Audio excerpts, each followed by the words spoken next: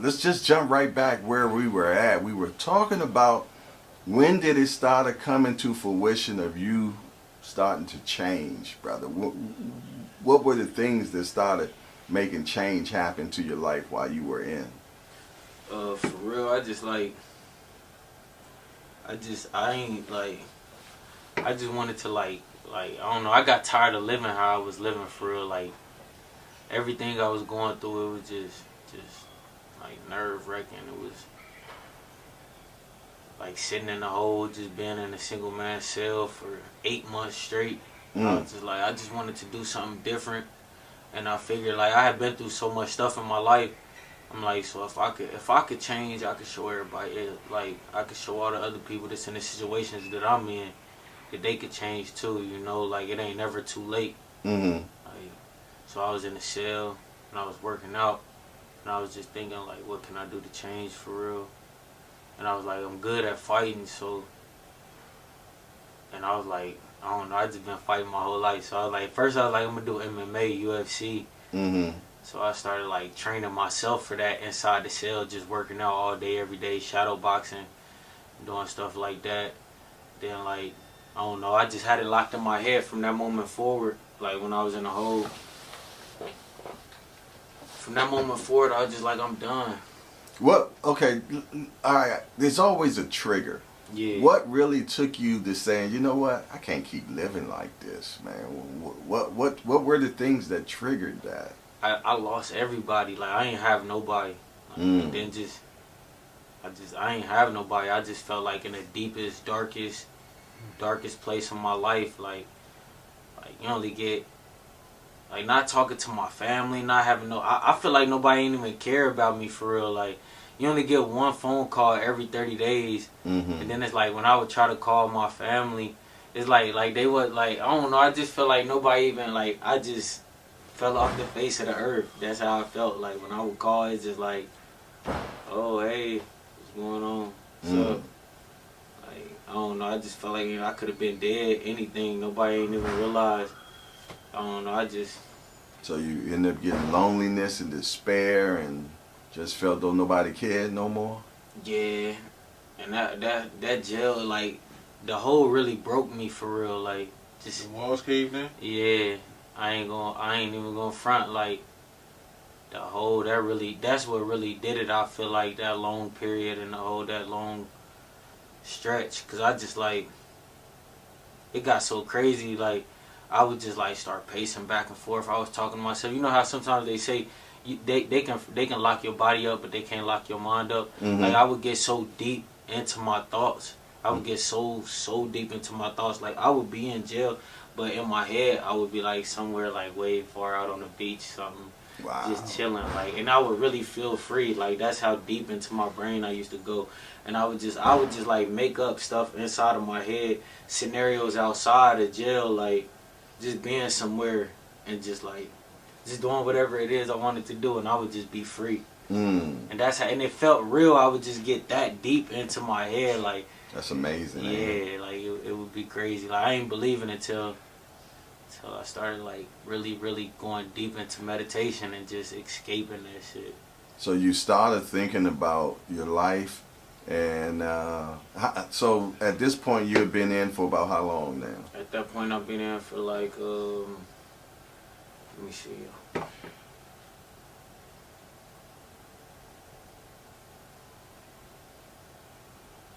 About like 4.5 years, 5 years. About that time, I've been in like probably like 5 years. Yeah, so you had 2 more to go, right?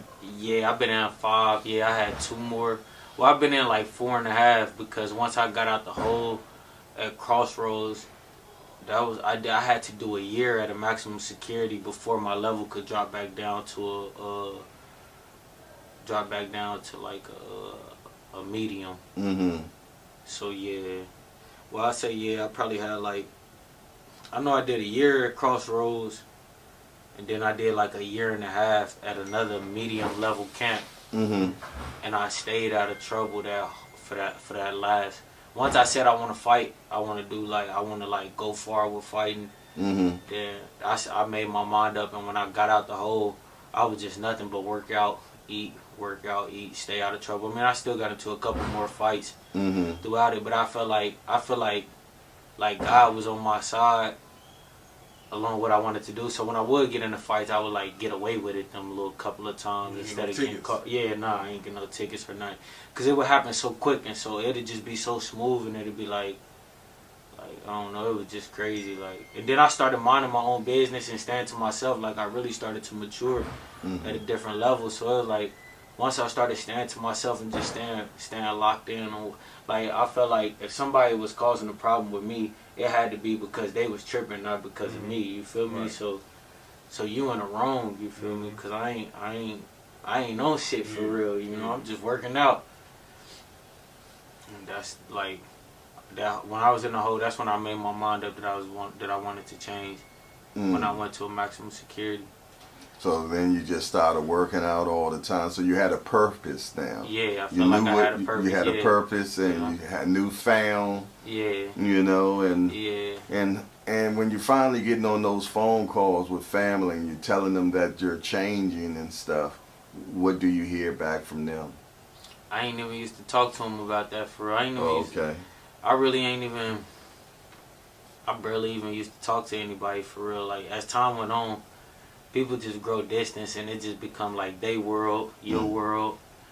You feel me? You just just doing your time, and it just as it go on. You feel me? Like that sword I told you about, that phone, a sword, it can kill you 1,000 different ways, man. It really can. So you're just training all the time now. When I'm working out, I'm still working out. Then I started running the store. Instead of like extorting people and stuff like that, like I just was like, alright, I'm done with all of that. I didn't want to get in. I did not want to go back to that hole, so I was like, nah, I'm done. I mean, I have been in the hole a lot of times before that, but it was something different about this last time. Yeah, and it was a long distance. It was a stretch. You feel me? That was 8 months and 8 months straight.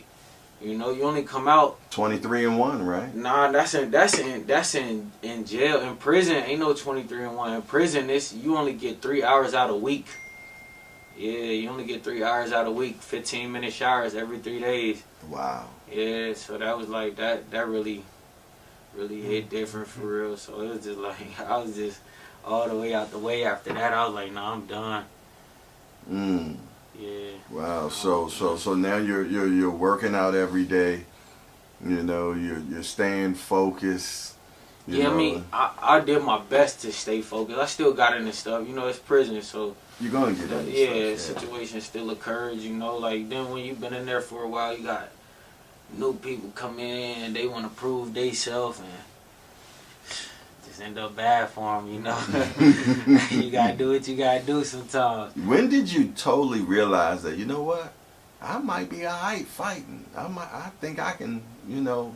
I ain't gonna lie, I've been known I could. So you felt that was always your thing? Yeah, because I've been fighting my whole life. Like even before prison, like before jail, even before I started thugging for real, I was fighting. That's just always been a thing for me, like always growing up. Ever since elementary school, you feel me? Like I was in like disability classes, like behavior disorder and learning disorder classes. So I was in a different type of class. And me and one of my homeboys that I grew up with, like we would always get in a fight with the other kids that was in regular classes. That's in elementary school, because they would always call us retarded, call us slow. We'd come out in the hallway, start fighting all of them. Yeah, that's a fight right there. Yeah. They'll walk past the classroom and be like, look at the little retarded kids, da-da-da-da-da. Short bus short, like, all type of names. We're going to show you how retarded. Right. So that's always been a thing ever since elementary school. Did you unbox then? Nah, I ain't never really. In your mind, I played all type of sports. Like I played football, I played basketball, I ran track, got medals and trophies in all of them. But the reason why I never really took none of it serious because I didn't have the support system. Like that's what always made me lose interest. That's why I always say that's why I always tell like moms that I see, like females that I talk to that got kids, I be like stay involved in their life, because you don't realize how especially to boys, like y'all don't realize how serious that mean to them, like especially at a young age, like just coming to a game, you know. Like Like my football, when I played football, my mom only came to like one game, one of my football games. She came to one of my track meets when I ran track, and none of my basketball games. And that shit just was like, I don't know, it just pushed me away. I was just like, whatever, You don't never remember who was in the stands. You always remember who wasn't. Yeah, you know what I mean? yeah, That's exactly. the last. Yeah. You know what I mean? Who wasn't? You know what I mean? Yeah. That's so true. Yeah. Because I can remember, you know what I mean, looking up and that motherfucking empty. And I always go back to like talented people that I knew. Yeah. Gifted. Yeah. They had that support. You know what I mean? Support is you know a what I mean? big, Having big. somebody in them stands to look up to, you know what I mean? Just a simple wave back. You know what I mean? Yeah, and I've always been a natural born athlete, so I'm like, I be thinking back on it like, dang, if my mom would have just like, if she would have just like stayed on me, you know, like if somebody would have just stayed on me in sports, like we could have already been rich already. Like we could have been going in the suburbs somewhere chilling. Everybody could have been good, but it is what it is. Now I had to take initiative and just go for it myself, you know. And even then, like since I've been out, even then trying to do it, it's been like Right. All right. Well, let's go there now.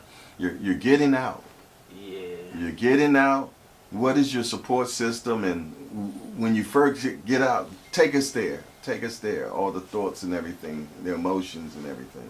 I mean, when I first got out, I ain't gonna lie, I tried to hit the ground running. Like I was like straight into like I was going to like gyms, like just trying to figure it out. You know, that's what I knew I wanted to fight. So I went to this. So you're in Missouri, right? I came up here because you came here? Yeah, my Okay. family and everything up here. So I stayed in Missouri probably for like 2 or 3 days. Seeing my family down there. Then I came up here. Okay. And seeing my family. You were on probation, parole. What did you was good? You was clear. I did all my time. Yeah. Oh, good. Couldn't good. stay out of trouble, so they was like, so yeah, you you doing every day. Yeah. All right. So you're up here in Baltimore. Now what? Now I'm just like So I went to this little MMA gym. This before I actually wanted to box. You know, I just wanted to like do MMA, UFC, box something. You know. So I went to the MMA gym called Crazy 88. My homeboy was training at that gym, and then like I don't know, that just got too expensive, and then like I ain't gonna lie, when I first got out, like I thought I had it all figured out. I swear, like when I was locked up, I thought I had it all figured out. I was like, yeah, I'm gonna go home, I'm gonna become this big time fighter, this and that, da da da da da. And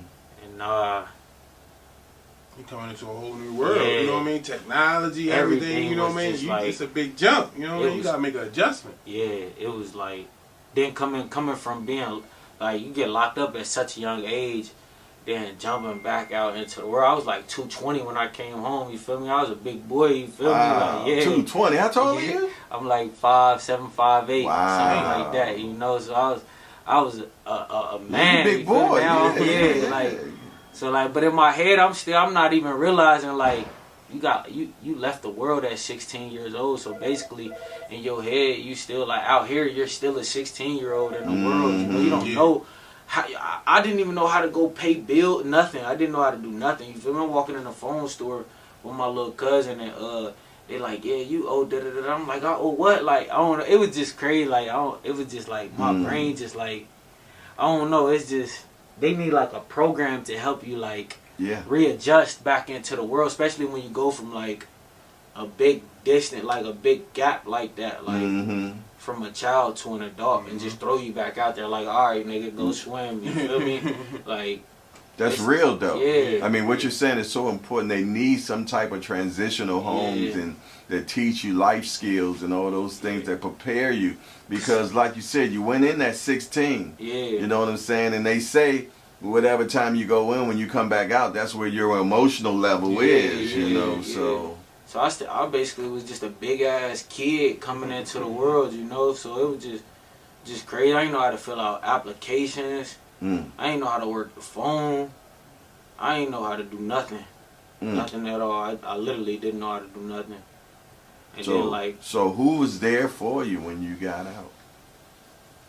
Nobody, for real. Like I would say like my mama, she like tried to be there, but then she was just like so like, I don't know. It just, I feel like because I had like so much built up animosity and anger that it led us to getting into it a lot when I first got out. And she just was like, nigga, you a grown ass man type shit. Like, I ain't got to deal with it. Like Facts. The first time she was like, go ahead, I was just like, ever since then, I was just out there in the world. Then I ended up living with one of my exes, and it just was just crazy. Like, so the plan that you had, the plan that you planned, yeah, was not the same once you got out here. Nah, only because nobody tell you about. If I would have came home and I just had like an A1 support system, then yeah, it would have been cool. But like, nah, nobody ever tell you about the. Nobody tell you that you gotta feed yourself now. Nobody tell you that, or else you'll literally die. Right. You feel me? And I realized that like my weight went from like way up here to like just drop. Like I was just dropping weight. Like, like it was just crazy. Yeah. Sleeping in cars. Wow. Yeah, I done slept in my car a lot. Like, just, it's been crazy. Like, when did things started clicking? Things just now starting. Like. Well, how did you find the Upton gym? Oh, Upton. All right, so I had trained at a couple different gyms before I came here, and then how did I find Upton? I think my homie, he kept telling me I should come up here because he had been here before. And then me and my girl, we ended up moving over west, like a couple blocks away. So I was like, I'm ready to go up here. And then I went up here and I came up here. I liked it, you know, and I just clicked with the coach, especially Coach Mike. And I just been here ever since. So yeah. So you came to Upton how long ago? I was in like 2022, beginning of 2022. So about 2 years ago. Yeah. And you started your amateur career? I just started competing in the amateurs like last year. And then I got the amateur fights out the way. Now I'm a pro now, so I'm waiting on my debut now. Wow. So yeah. Wow. And let me ask you a question. So far, since you've been in the Upton gym, give us your honest opinion of why you stayed so far. My honest opinion on why I stayed so far is because I feel like it's a good gym. I honestly feel like the training.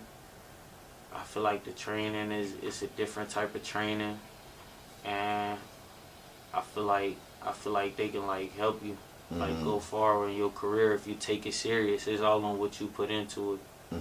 Like if whatever you put into it, you know, like if you give it your all, then you gonna make it. You gonna get out what you put in. Yeah. Like a bank account, right? Yeah. You know, if whatever you put in it is what you're gonna be able to get out of it. Yeah. But if you don't put nothing in it, you don't get nothing out, right? Yeah. And I feel like, and they got the resources to where they can help you go far too. Wow, I mean, you're in a gym where they done made a champion from scratch. Yeah. You know, we speaking Gervonta Tank Davis, man. Yeah. You know, a lot of people have inherited champions, but to actually make a champ, you know what I mean?